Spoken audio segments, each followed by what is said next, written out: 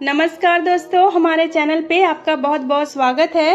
और आज की कहानी है तेरी मेरी कहानी। अगम हाथ में बियर की कैन थामे लगातार तेज कदमों से बढ़ता जा रहा था।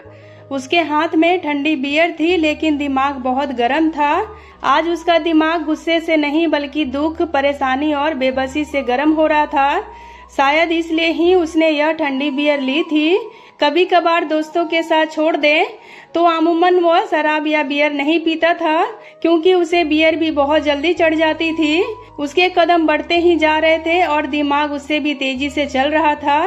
दिमाग में चल रही इसी हलचल के साथ अगम अपने उस ठिकाने पर पहुंच गया जहां इस अनजान शहर में उसे कुछ अपनापन सा लगता था।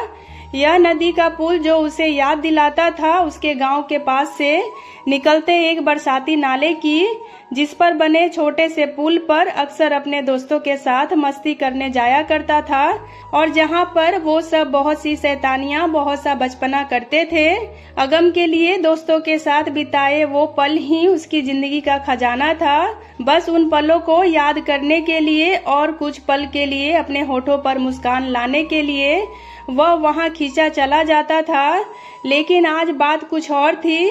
मुस्कान तो आज उससे कोसों दूर थी। हाँ, आंसू लगातार उसका साथ देने की कोशिश कर रहे थे। बस वह जैसे तैसे उन्हें अपनी आंखों में कैद किए हुए था। उसने बियर कैन को ओपन किया और अपनी आंखें बंद की और उसे अपने होठों से लगा लिया। गट गट करके वह तेजी से बियर पीने लगा, जैसे कि वह एक अमृत है और उसे उसमें अपनी जिंदगी दिख रही थी। अगम ने बियर की कैन आधी खाली करके अपने मुंह से हटाई। वह पुल की रेलिंग पर हाथ रखे हुए नीचे बहते पानी को देखने लगा। बहते पानी के साथ साथ उसके मन की हलचल भी और तेज हो रही थी। जिससे बचने के लिए उसने नशे का सहारा लिया था। वह नशा ही उसे उन बातों के, उन सवालों के और पास ला रहा था। उसके कानों में बार बार कुछ शब्द गूंज रहे थे। कभी उसके माँ की सुबह की कॉल, अगम तेरी बहन के ससुराल वाले आने वाले हैं, कुछ पैसे भेज दे। बड़े वाले ने पैसे देने से मना कर दिया है। अगम मेहमान आएंगे तो कुछ आओ भगत करनी पड़ेगी और कुछ हाथ में भी थमाना पड़ेगा। तू तो जानता है अंकिता की ससुराल वालों को। अगले ही पल पापा की बातें, तेरे ताऊ जी बंटवारे की बात कर रहे हैं, हमारा हिस्सा दबाना चाहते हैं वो, इसलिए तू कुछ कर। फिर स्नेहा का चिल्लाना, हाँ नहीं करती मैं तुमसे प्यार, हो कौन तुम, जाओ निकल जाओ मेरी जिंदगी से। और फिर बॉस का पूरे ऑफिस के सामने ये कहना कि तुम किसी काबिल नहीं हो, तुम कुछ काम नहीं कर सकते, इसलिए तुम्हें अभी जॉब से निकालता हूँ, जाओ जाकर मजदूरी करो, गवार कहीं के। फिर इतना सोचकर नहीं नहीं कहते हुए अगम ने अपना सर पकड़ लिया, जैसे इन सब बातों से उसका सर फटने वाला हो। वह हर तरफ से आती परेशानी और उन परेशानियों से न लड़ पाने की अपनी बेबसी के आगे हार चुका था। उसकी आंखों ने अब आंसुओं को रोकने से मना कर दिया था। वह लगातार एक छोटे बच्चे की तरह रो रहा था, जैसे वह इस दुनिया के मेले में खो गया हो और किसी को उसकी कोई परवाह ना हो। वह रोज रोज की इस परेशानियों से और इस अकेलेपन से थक चुका था, लेकिन इनसे बचने का कोई रास्ता नहीं मिल रहा था। तभी उसके सामने एक बस आकर रुकी और बस किसी अर्थी को लेकर जा रही थी। वह एक अंतिम यात्रा वाहन था। अगम ने आंखें उठाकर उसे देखा। अपनी परेशानियों से बचने की जद्दोजहद कर रहा अगम एक शून्य की तरह उस बस को लगातार देख रहा था। बस की साइड में एक लाइन लिखी थी, मृत्यु कुछ की इच्छा है, बहुतों का आराम और सब परेशानियों का अंत।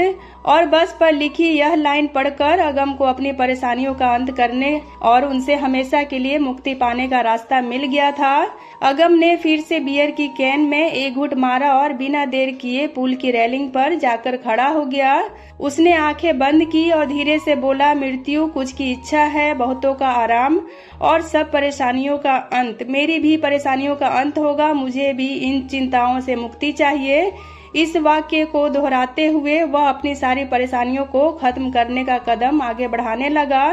तभी पीछे से आवाज आई, अरे भाई ये क्या कर रहा है। अगम ने पलटकर देखा। दो तख्तों और पुराने बैरिंग से मिलाकर बनी एक हाथ से घसीटकर चलने वाली गाड़ी को घसीटते हुए एक फटेहाल भिखारी बार बार उसे आवाज लगा रहा था और वह लगातार उसकी तरफ बढ़ता चला आ रहा था।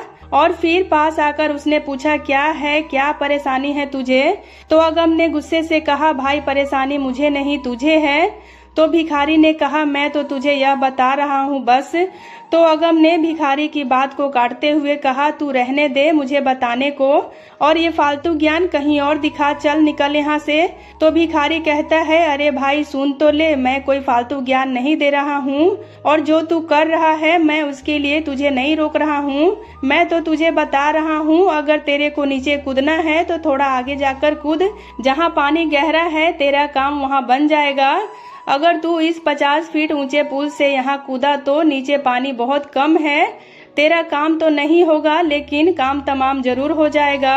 तू मरेगा भी नहीं, बस तेरे हाथ पैर टूट जाएंगे और फिर तू मेरी तरह ही हो जाएगा।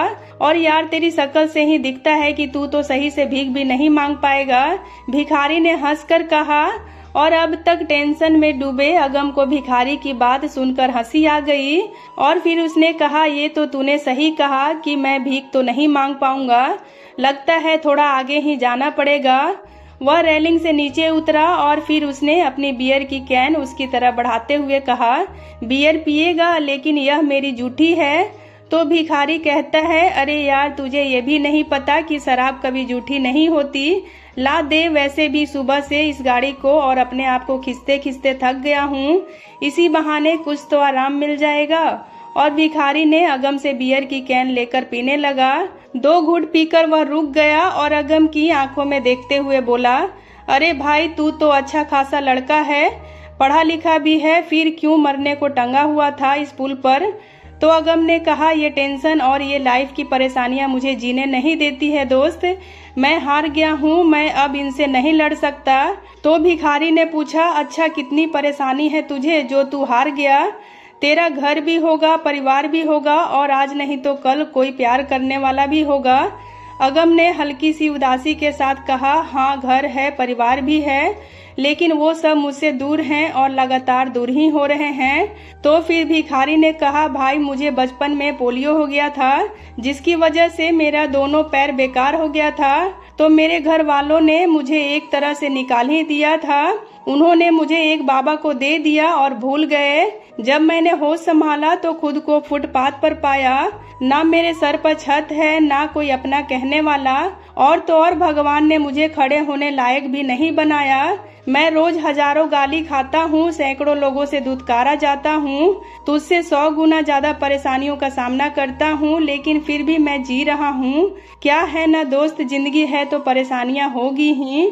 अब उनसे डर कर मर तो नहीं सकते, हाँ उनका सामना जरूर कर सकते हैं, किसी और के लिए ना सही हम खुद के लिए तो लड़ ही सकते हैं, और मैं अपने लिए लड़ रहा हूँ। मैं तब तक लड़ता रहूंगा जब तक कि भगवान खुद मुझे बुला ना ले, लेकिन मैं परेशानियों से हार नहीं मानूंगा। तू भी एक बार लड़ने की कोशिश तो कर, तेरे आंसू भी तुझसे दूर भाग जाएंगे और मुस्कान से तेरी दोस्ती हो जाएगी। फिर उस भिखारी ने कहा, अच्छा तो अब मैं चलता हूँ, अब तू अपना सोच ले कि लड़ना है या मरना है, और अपनी छोटी सी गाड़ी को धकेलता हुआ आगे बढ़ने लगा।